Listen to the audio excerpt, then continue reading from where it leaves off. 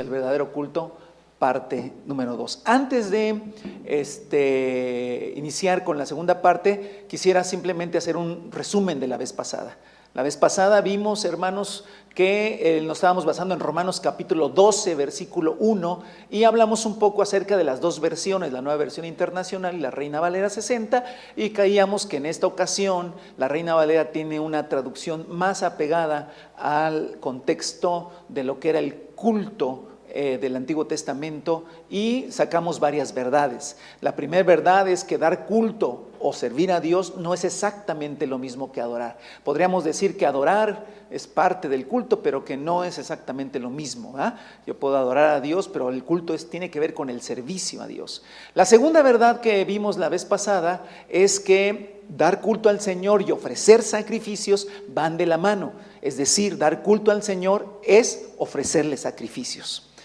Tercer verdad que estuvimos descubriendo por la palabra del Señor es: a quien tú sirves, a ese das culto, ¿sí? Y veíamos un pasaje en Éxodo 14, donde veíamos lo tremendo, hermano, que expresaron los israelitas, ¿verdad?, al decir que era mejor servir a los egipcios que morir, ¿verdad? Y ellos estaban aceptando dar culto, ¿verdad?, porque la palabra dar culto y dar servicio es la misma. Por eso decíamos: a quien tú sirves, a ese das culto.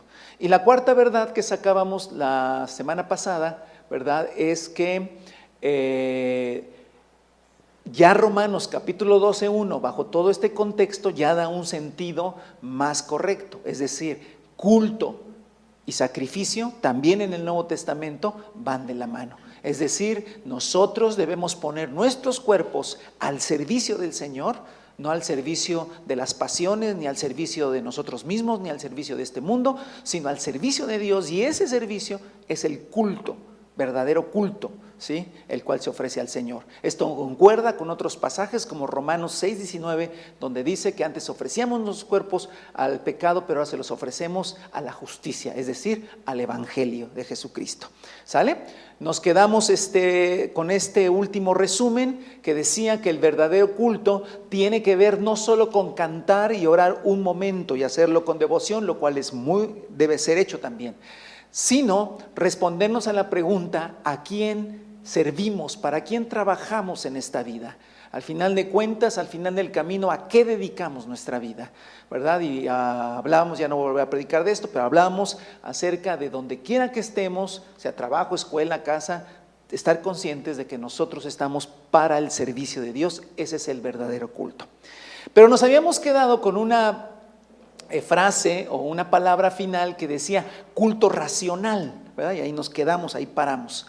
¿Qué es el culto racional? ¿Por qué usa la palabra racional la versión Reina Valera 60? La Nueva Versión Internacional dice adoración espiritual, pero ya vimos que no es exactamente la traducción, pero racional. Es interesante la palabra racional. La palabra racional viene de una palabra muy conocida en el término cristiano, ¿verdad?, que es la palabra logos.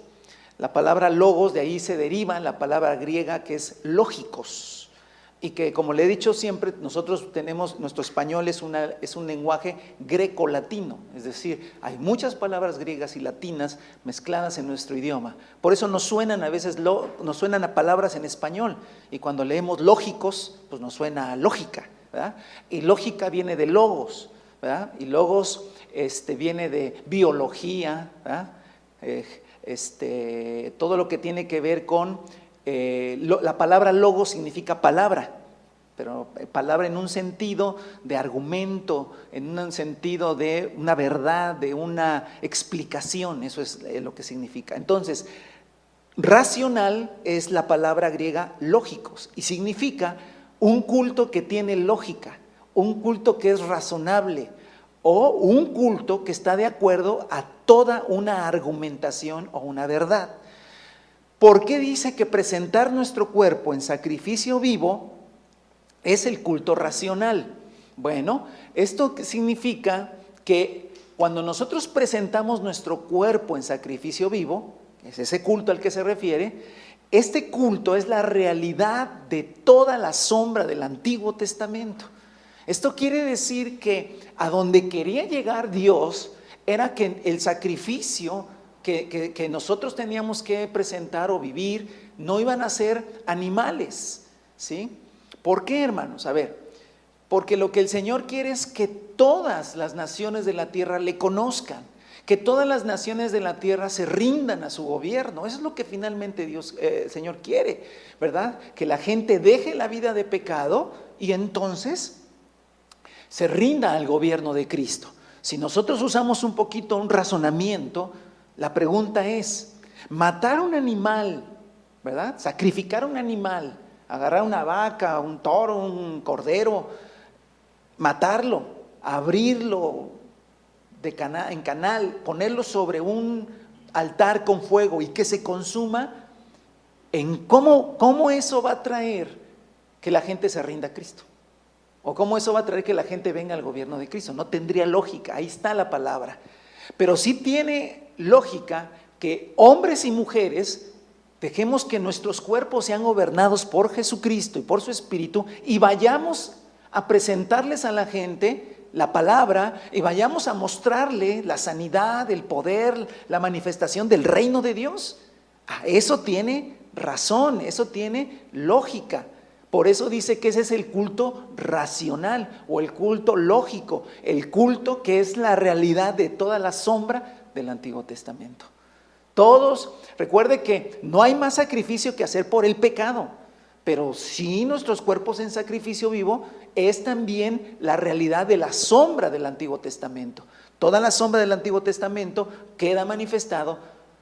Entonces yo puedo decir que porque había sacrificios por el pecado, pero también había sacrificios de adoración, sacrificios de gratitud, sacrificios para el Señor simplemente.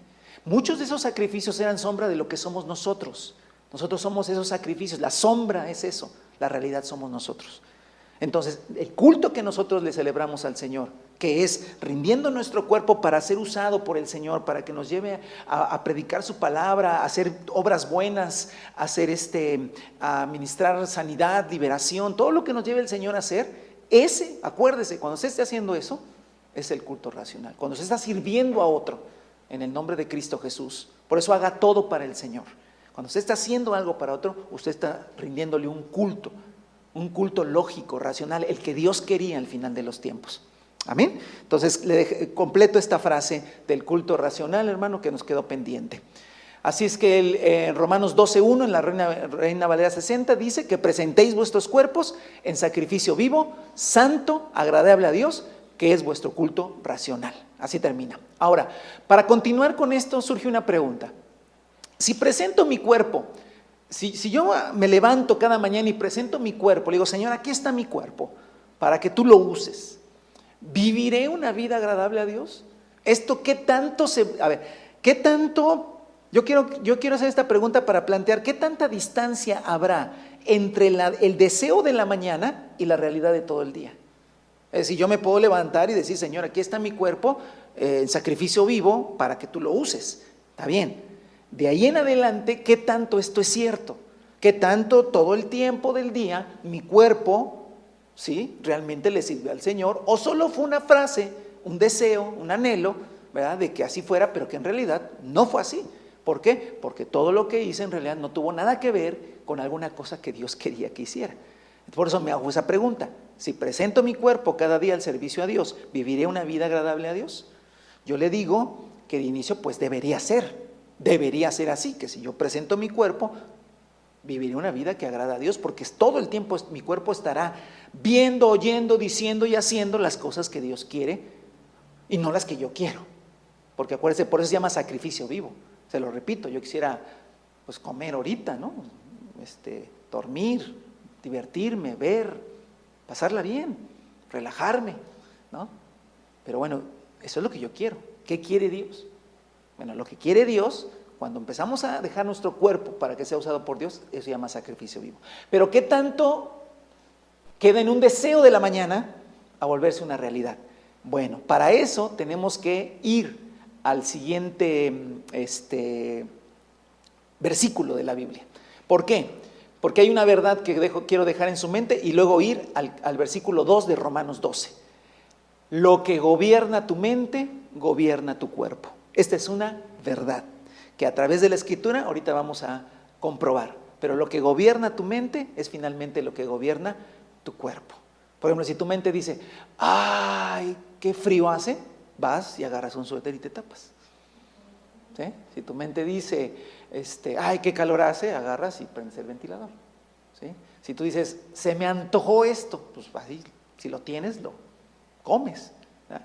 Y si tú, por ejemplo, si tú sabes que, no sé, un alimento muy azucarado hace daño, ¿por qué se lo come la gente? Porque su mente le dice, bueno, poquito no hace daño. O sea, la mente finalmente domina el cuerpo. ¿Sí? El argumento que tengas en la mente es lo que... Mañana hago ejercicio. ¿Y si otros comen más? No, gordito aquel. Y ya con eso justifico hacer algo. Y mi cuerpo se somete a eso. ¿Vale? Bueno, por eso decimos, lo que gobierna tu mente, gobierna tu cuerpo. ¿Por qué? Porque lo que queremos es que no quede en un anhelo. Señor, aquí está mi cuerpo en sacrificio vivo. Y a lo largo del día, no es cierto que eso pase. Entonces, por esa razón es que tenemos que ir a Romanos 12, pero ahora el versículo 2.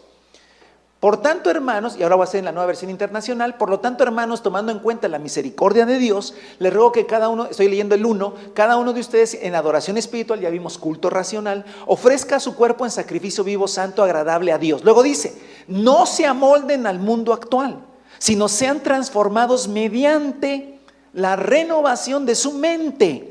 Así podrán comprobar cuál es la voluntad de Dios, buena, agradable y perfecta.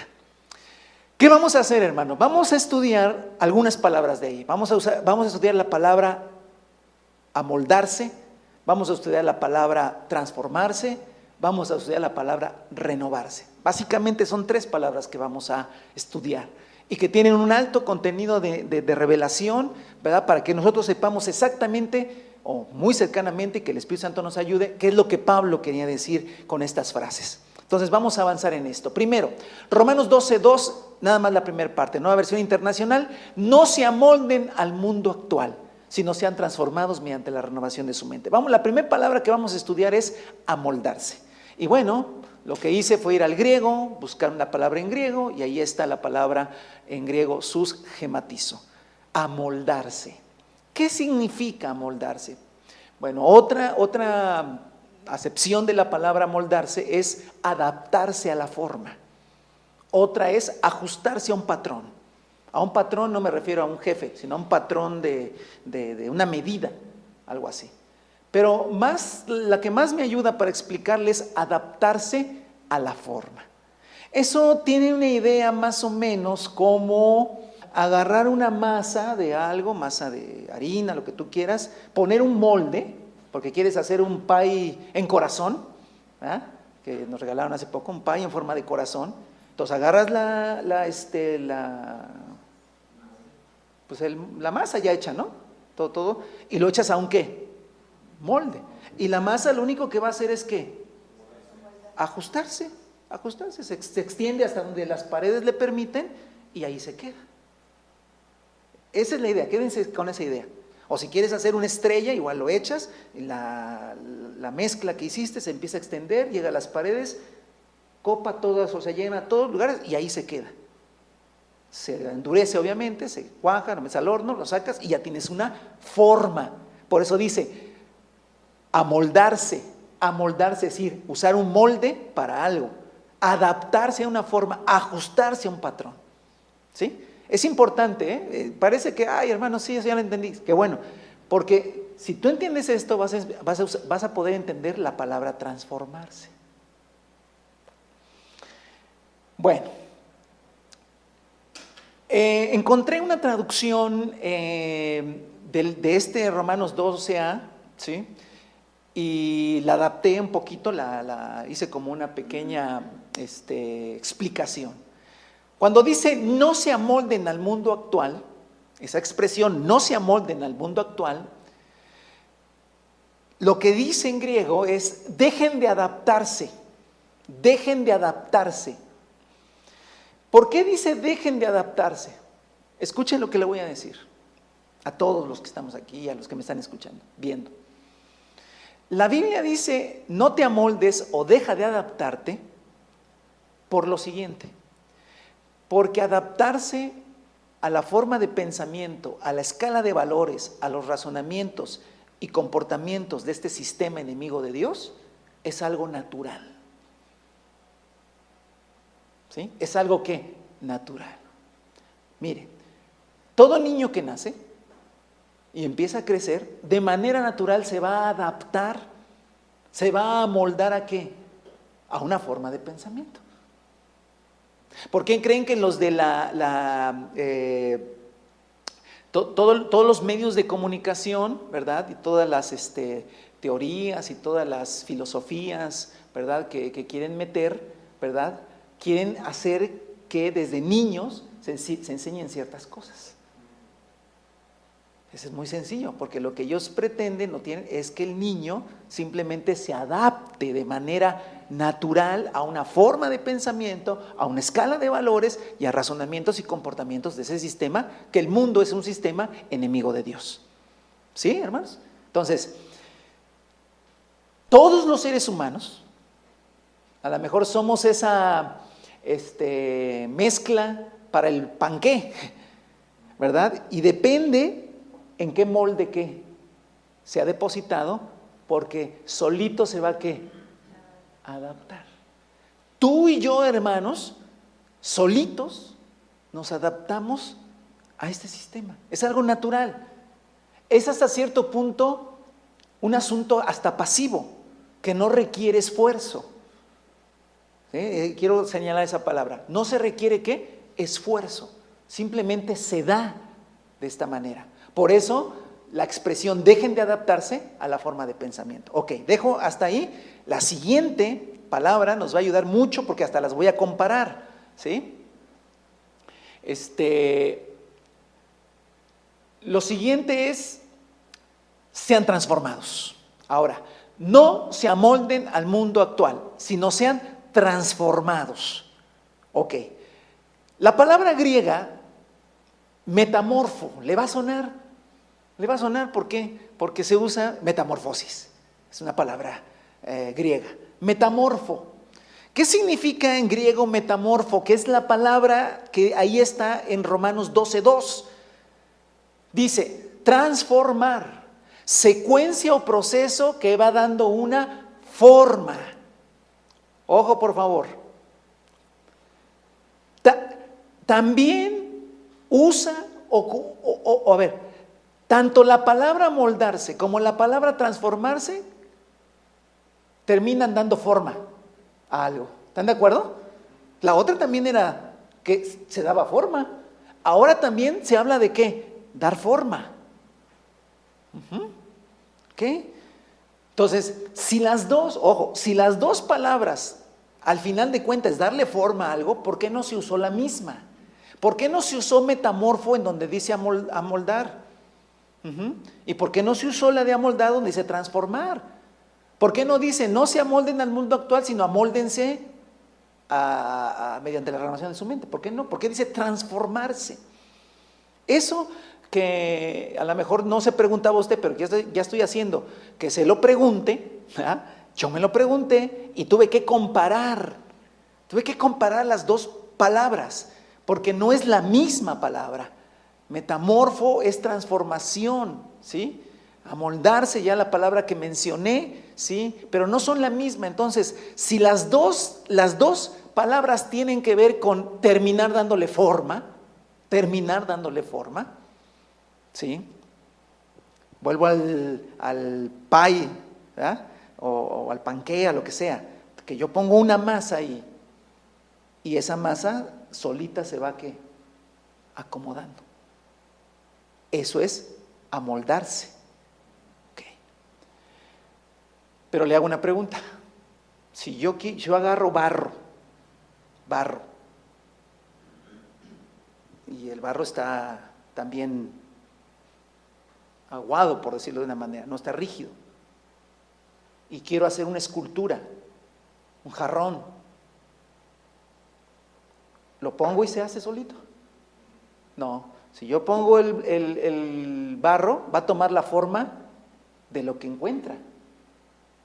Pero para que tome la forma que yo quiero, tiene que haber un trabajo. ¿Ve la diferencia? El griego es muy exacto en las palabras. ¿Por qué? Porque amoldarse, de alguna manera, amados, es adaptarse, es algo pasivo, mientras que transformarse es un proceso, es un trabajo. Hermano, aquí quiero, por favor, que todos me escuchen y me escuchen mucho los jóvenes. Los jóvenes piensan que su mente va a ser transformada pasivamente. Y creo que muchos también lo están pensando.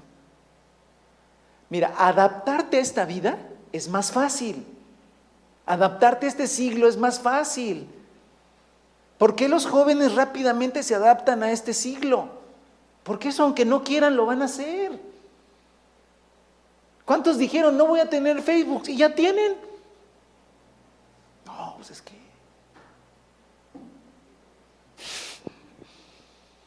¿verdad? Porque al final de cuentas, pasan los días, pasan los años y te vas a tener que, ¿qué? Adaptarte, te vas a adaptar, es natural adaptarse. Ay, esos que tienen sus redes, ay, mira, y subiendo sus fotos, ay, y al rato ya está subiendo también. ¿Sí? Entonces, adaptarte al mundo actual, es más, no necesitas hacer ningún esfuerzo. Bueno, así que nomás deja que todo se vaya, ¿qué? Todo se va dando, bien, todo se va dando. Todo es cuestión, sí. O sea, tú nomás, es más, tú al existir en este mundo, sin ningún esfuerzo te adaptarás a este mundo. No así la palabra transformar. La palabra transformar tiene que ver con una secuencia o un proceso, tiene que ver con un trabajo. Se lo pongo de otra manera. Es como si yo vivo en un cuartito de 1 metro por 1 metro. Y aquí es tu casa, ok. Pues yo llego y digo, bueno, pues si no hay más, ¿no? Pues me adapto. Y entonces, pues aquí mi sillita y aquí mi volteo y como y me paro y me siento y ahí estoy. Y tú dices, ¿y cómo puedes vivir ahí? Pues, se adapta uno, ¿no? Oye, ¿cómo pueden vivir en una colonia donde matan a cada rato? Pues, se adapta uno, ¿ve cómo se adapta uno a todo? Pero un día digo, no quiero vivir más en un cuarto de 1 por 1. Ya me asomé, afuera hay espacio. Tumbo esa casa de 1 metro por 1 metro y construyo otra. Eso se llama transformar. La adaptación no requiere esfuerzo. La transformación sí requiere esfuerzo. Y todos los humanistas escuchan mi mensaje, están felices. No, transfórmate. Pero todavía no llegamos a esa parte. ¿Sí ven la diferencia? Por eso no se usa la misma palabra para amoldarse que para transformarse. Por eso el Señor no dijo, no se transformen al mundo actual. No, porque tú no te transformas al mundo. Tú te adaptas, es así, aquí vives. Así hacen todos los muchachos, así hacen todos los de mis compañeros, así hacen todos los varones. Todo el mundo hace eso, yo también lo hago. Todo el mundo dice esa palabra, todo el mundo tiene esa actitud. Entonces yo realmente no transformo nada, simplemente me adapto. Pero la palabra transformación, metamorfo, que es la que se usa en Romanos 12:2, por eso Pablo dice, no. A ver, le puedo decir una cosa, si tú vas a transformarte, vas a tener que romper con un proceso natural de adaptación. Por eso muchos jóvenes tardan mucho en crecer espiritualmente, porque creen que todo se va a hacer, o sea, que la transformación de su mente va a ser por adaptación, y no va a ser por adaptación, la adaptación es para el mundo. Tú te vas a adaptar al mundo, a menos que rompas con ese proceso de adaptación y comiences un trabajo de transformación. Y para transformarse, sí requiere proceso, secuencia, para llegar a una forma, no para llegar a una forma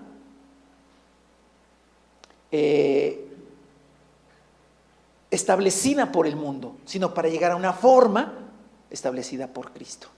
Y para llegar a la forma establecida por Cristo se requiere un proceso y un trabajo. Para adaptarse a la forma de este mundo no necesitas hacer nada. Esa es la diferencia entre las dos palabras. Por eso es bien importante comprenderlas en su contexto en griego, porque te da obviamente un mundo de diferencia, ¿vale? Pero quiero hablar algo más de transformados, porque es muy interesante el tiempo en el que está el verbo, está en presente, el modo en el que está el verbo es imperativo y la voz en la que está pasiva. Porque hasta ahorita, si cortáramos el mensaje, dirían los humanistas, sí, tú transfórmate. Pero, oh sorpresa, el apóstol Pablo escribió esa palabra en una voz del tiempo verbal pasiva. Y le voy a explicar. ¿Ah? Ay, eso suena como de primaria. Sí, pero no importa, es importante. Transformarse está en el verbo en el tiempo presente, pero en el tiempo presente griego. Y el tiempo presente en griego es un tiempo continuo, es decir, es una acción que viene sucediendo, es una acción que sucede y que seguirá sucediendo. Entonces lo que está diciendo el apóstol Pablo es que una de nuestras tareas, amados, una de nuestras funciones, hermano, como hijos de Dios, es la transformación de nuestra mente. Y la transformación de nuestra mente fue ayer, es hoy y seguirá mañana.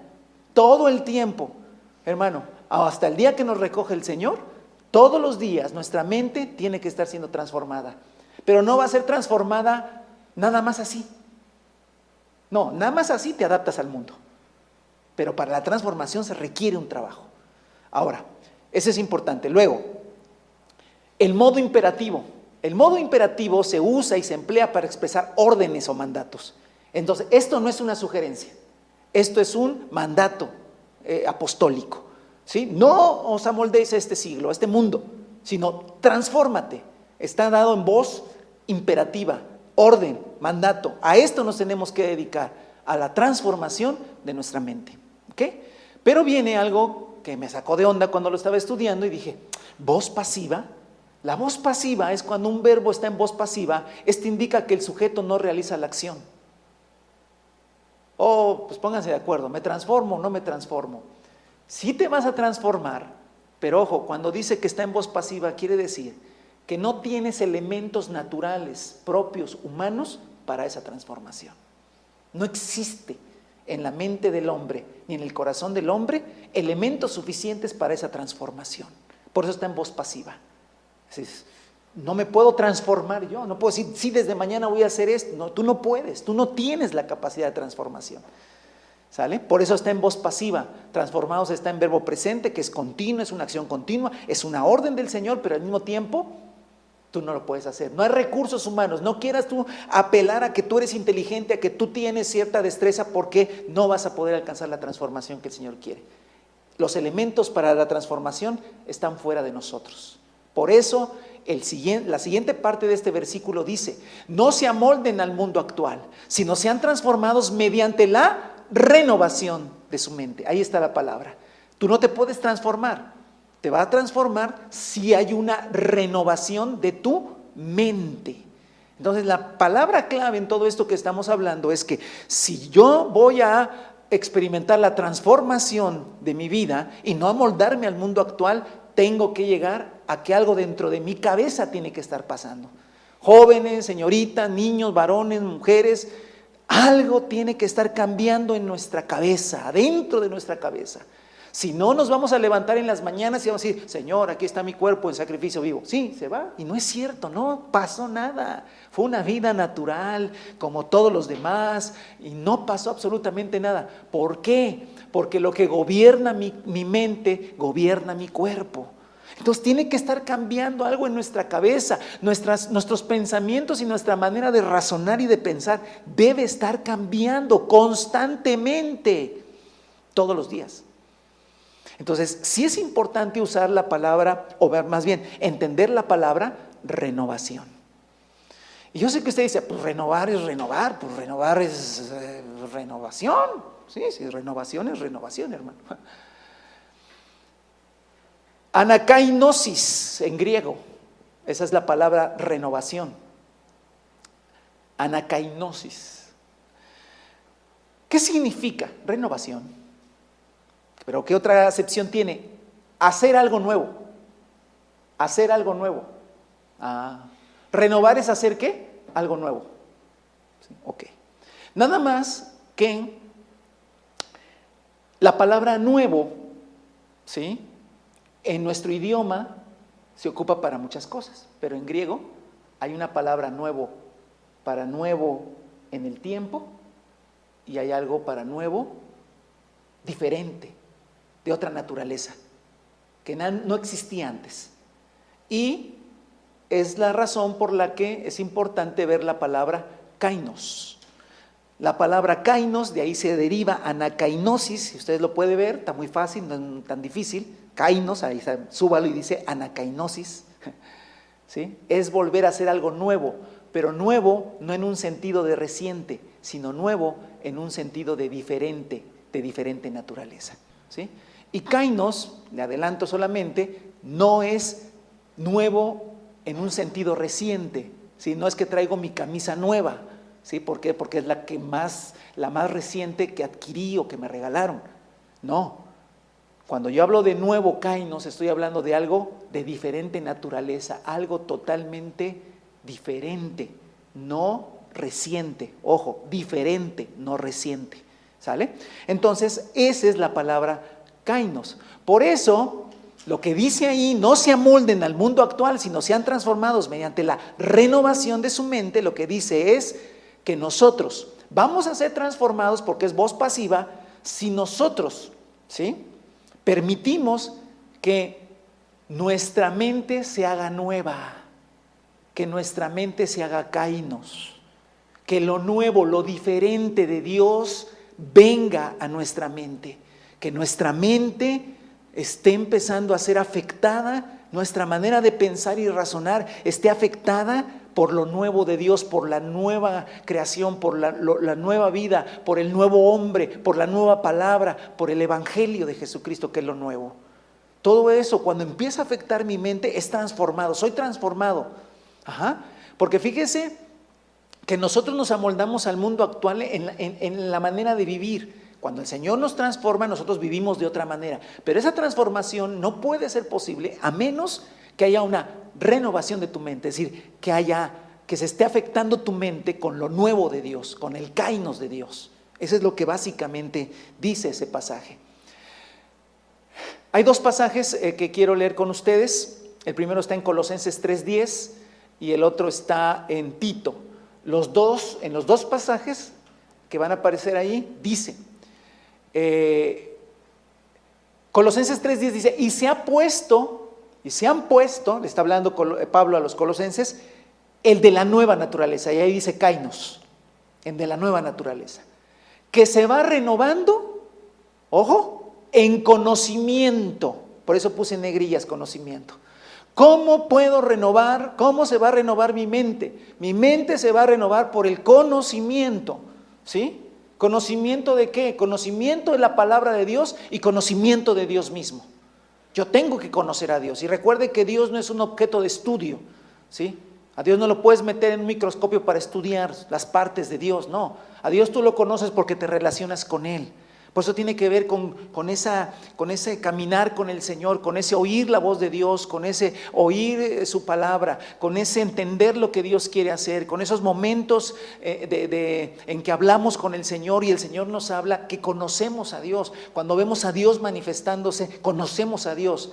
En ese conocimiento, ¿sí?, es que nosotros nos estamos renovando. También Dios no es alguien que vas a meter en un microscopio para estudiar, pero su palabra sí hay que estudiarla, su palabra sí hay que conocerla, hay que tener un serio estudio de la Escritura, ¿sí? No es un asunto nada más de leer por encimita, no, tenemos que tener un serio estudio de la Escritura, un serio estudio de las cartas de Pablo, algo que realmente sí lleve, que estoy entendiendo, porque ese conocimiento de la palabra y el conocimiento personal de la experiencia con Dios, eso es lo que renueva. Por eso, sí, no es amoldarse, es transformarse, pero esa transformación de tu vida, a ver, tú no estés preocupándote de qué vas a hacer, preocúpate de qué está sucediendo acá en tu mente, porque cuando tu mente es gobernada por lo nuevo de Dios, tus actos y tus reacciones y tus acciones son así, son agradables a Dios porque está siendo transformado. Recuerda, amoldarse es pasivo, transformarse es activo. ¿Quién lo hace? Lo hace la mente que se renueva, transforma la vida. ¿Sale? Por eso dice conocimiento.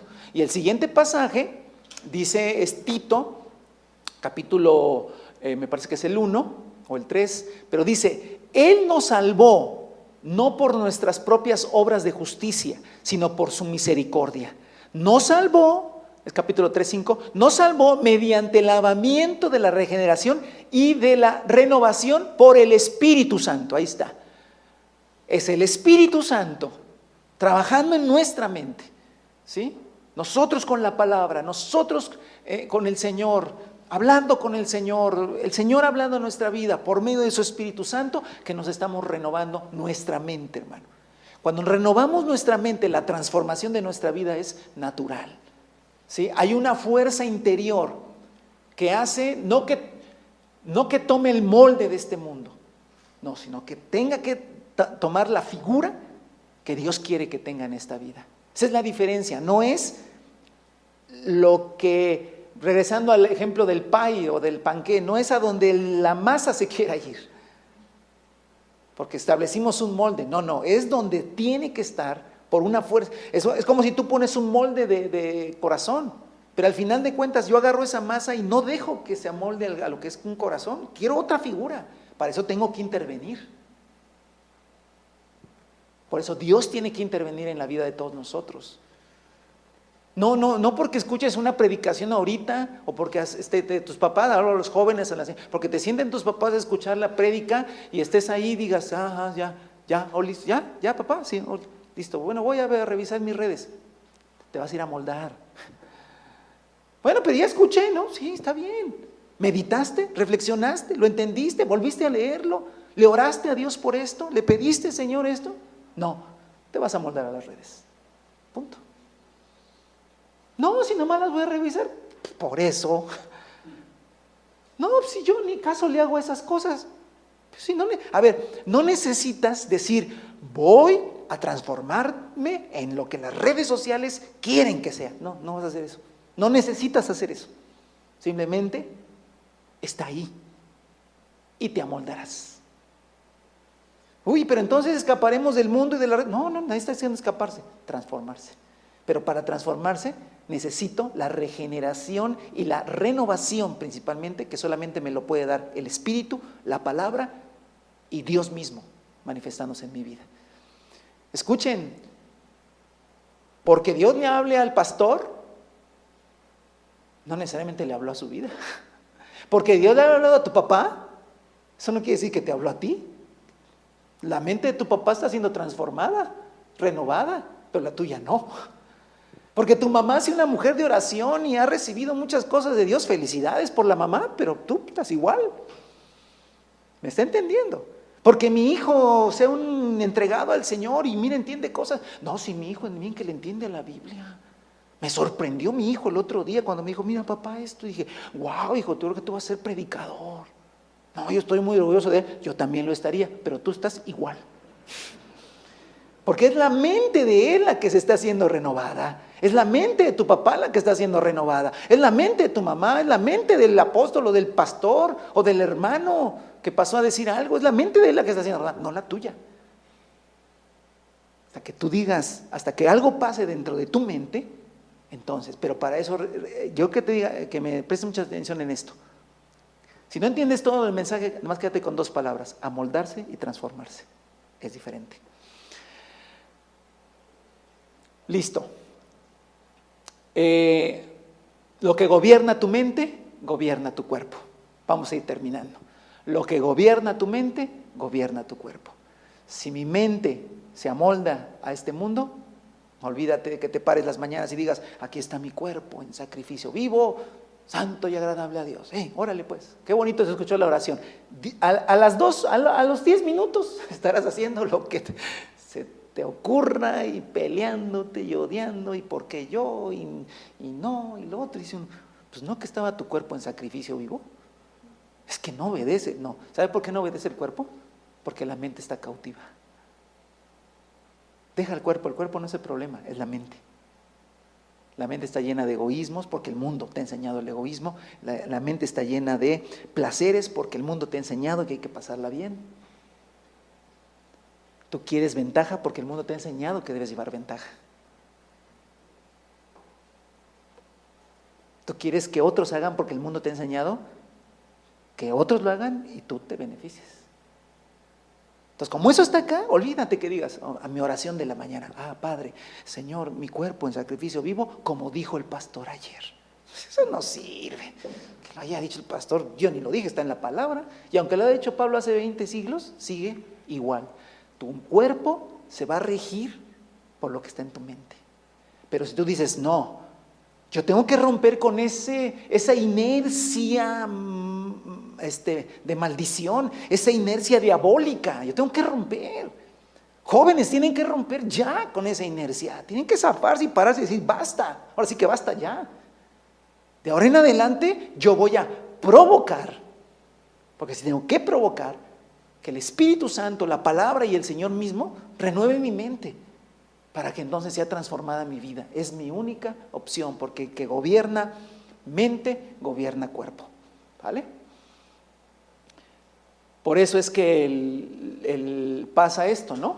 Que un ejemplo clarísimo. Si yo nací hombre y me creo mujer, hago operaciones para que mi cuerpo, ¿ve cómo lo que rige la mente rige el cuerpo? Tremendo. El pasaje finalmente dice, Romanos 12:2, no se amolden al mundo actual, rompan con esa inercia natural, es natural, sino sean transformados. ¿Cómo me puedo transformar si no puedo? Mediante que tu mente sea hecha nueva, tu mente sea hecha nueva con el kainos de Dios, con lo nuevo de Dios. Y termina el pasaje diciendo, así podrán comprobar cuál es la voluntad de Dios, buena, agradable y perfecta. Comprobar. ¿Qué significa comprobar? Bueno, significa, hermanos, que tú te vas a dar cuenta, que tú vas a experimentar la voluntad de Dios. Hermanos, necesitamos pasar a un paso más. Ya no es suficiente con anhelar hacer la voluntad de Dios. No es que yo siempre anhelé hacer la voluntad de Dios. Es muy bueno anhelar hacer la voluntad de Dios, pero tenemos que pasar a un escalón más, hermano, a hacer la voluntad de Dios. Hermano, a ver, yo no le quiero ofender, no es mi intención, y mis palabras si le ofenden, perdóneme, y tome lo que le quiero decir. No tenga una mente cuadrada, no haga las cosas cuadradas. Esa expresión de una mente cuadrada, hermano, es porque pensamos que todo es cuadrado, ¿no? También hay triángulos, rectángulos, círculos, hay más figuras, no todas son cuadradas. Es que para hacer algo tienes que conocer la voluntad de Dios. Sí, estoy de acuerdo en eso, perfectamente. Pero siempre pensamos que siempre Dios me tiene que decir, audiblemente, o a través de una profecía, o a través de un hermano, cierta cosa. Y si no es así, entonces, bueno, que Dios me hable audiblemente, que Dios me traiga una palabra, bendito Dios, gracias. ¿Pero es la única manera de conocer la voluntad de Dios? No. Escúcheme lo que dice este pasaje. Si yo renuevo mi mente día a día, con el conocimiento de Dios, de su palabra, y por la vida que Cristo me da por medio de su Espíritu, me dará la capacidad de no amoldarme al mundo, y escuche, y el poder no solo disponer mi cuerpo para hacer su voluntad, sino para vivirla, para experimentarla.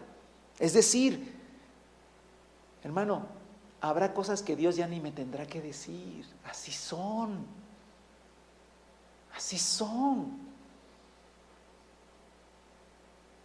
¿Entiende?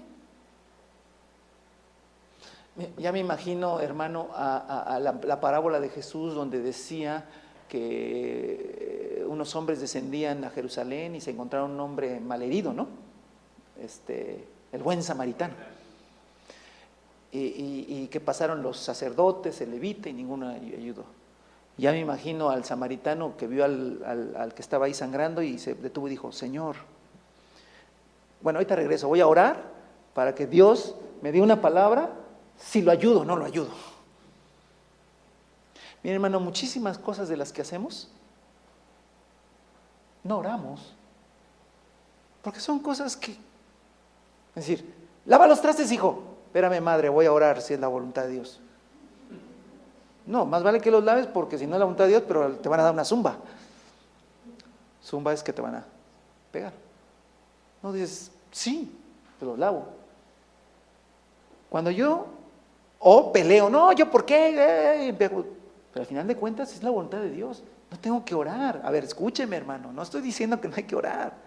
Estoy diciendo que este pasaje dice que cuando tú vives una vida de renovación en tu mente, tu cuerpo es gobernado por Cristo, hay muchas cosas que no te vas a que preguntar, así son, hazlas. Y experimentarás que son buena, agradable y perfecta. Nada más que aquí hay un pequeño detalle. Hermano, ¿la voluntad de Dios es buena, agradable y perfecta? Sí. ¿Para quién? Para Dios, no para ti. Porque todo nos lo apropiamos. No, mira, si tú obedeces a Dios te va a ir bien, porque, mira, ¿cómo decimos cosas que están mal?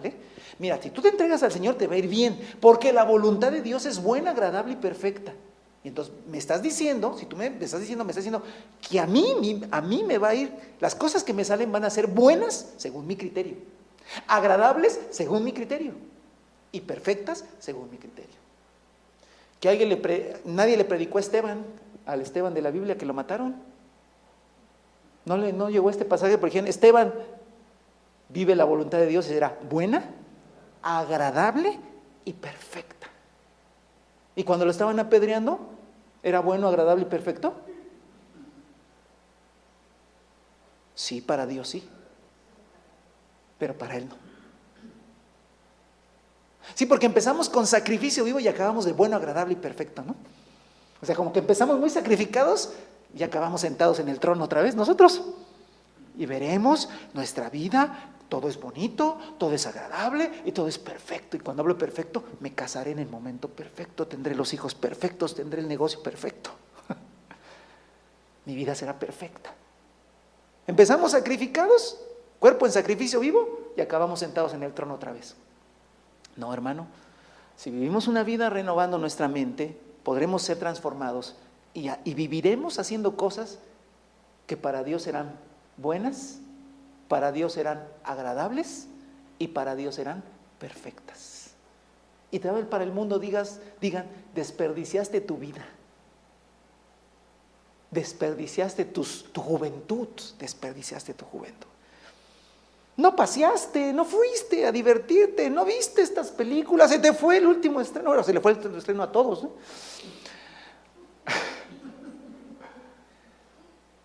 ¿Qué hiciste de tu vida? ¿En qué has invertido tu juventud?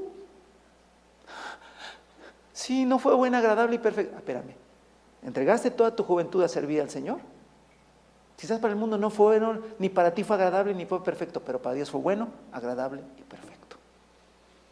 Porque si usted sigue leyendo el pasaje, va a ver que todo lo que sigue de continuación es servicio a Dios. Entonces, hermanos, renovar mi mente con el conocimiento de Dios, su palabra y la vida nueva que Cristo nos da por su Espíritu, nos dará la capacidad no solo de no amoldarnos, de romper con esa inercia maligna y poder, hermano, no solo disponer mi cuerpo cada mañana, decir, Señor, aquí está mi cuerpo, sino de verdad hacer cosas, las cosas que Dios quiere que hagamos, y cuando las hagamos, digamos, Señor, de veras que fue bueno para ti, para el reino, fue agradable y fue perfecto. ¿Sí? Qué bueno, Señor, que tú sigas gobernando mi vida, porque así quiero terminar mis años. Cada día haciendo cosas buenas para el reino, agradables para Dios y perfectas. Pero no tienes Instagram, no importa. Pero no eres conocido, no importa. O sea, si ser conocido va a ayudar a que el reino se extienda, adelante. Si no soy conocido y el reino se extiende, amén. Son otros parámetros de vida, hermanos, que tienen que ver con nuestra mente. Así es que A todos los que nos están viendo, a los que estamos aquí, a jóvenes, señoritas, varones, mujeres, el enemigo quiere tu mente. Quiere que siga el proceso. Si ya casi te adaptabas, ya casi lo teníamos a la juventud cristiana, ya casi la tenemos bien adaptadita, ¿sí? Es lo mismo, nada más con una fachada cristiana, pero es lo mismo, nos estamos adaptando. No, tenemos que romper con eso. Varones, no nos adaptemos a este mundo, no nos adaptemos, que tiene que ser de esta manera. Si no hay una fuerza externa, vamos a acabar adaptados.